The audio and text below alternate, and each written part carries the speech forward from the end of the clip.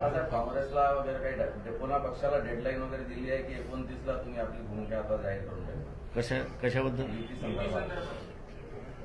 ते मी जसं म्हटलं ना की आम्ही राज्यभर डेडलाईन देऊ शकत नाही आहोत. म्हणजे आता सांगलीतलं जर दिलं उदाहरण कॉर्पोरेशनमधलं, काँग्रेस एनसीपी एकत्र जात नाहीयेत. त्याच्यामुळे आम्हाला चॉईस करायचं की काँग्रेस बरोबर जायचं की एनसीपी बरोबर जायचं. एक स्टेट वाईज आम्ही लाईन घेऊ शकतच नाही आहोत. मुंबईला काय परिस्थिती आहे? मुंबईला अजून सांगता येत नाही.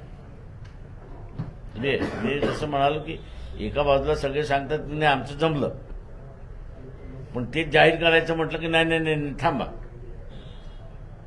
तुम्ही 50%च्या फॉर्म्युलावर ठाम आहात का? 50-50% कशाचे जागा वाटतात कुठल्या? सर्वच ठिकाणी. तुम्ही सांगितलं की बरोबरीची बोलणी होणार प्रत्येक ठिकाणी. हो.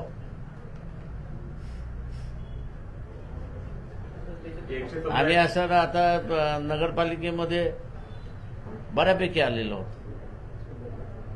Without funds without. तुम्ही एक बातमी काल अशी होती की तुम्ही 50 जागांबद्दल आग्रही आहेत मुंबईत, तर 50-50 म्हणत असाल तर जवळपास 112-113 वर आकडा जाईल. आम्ही असं तिथे आता 200 जागेंच्या लढण्याच्या तयारीमध्ये आहोत.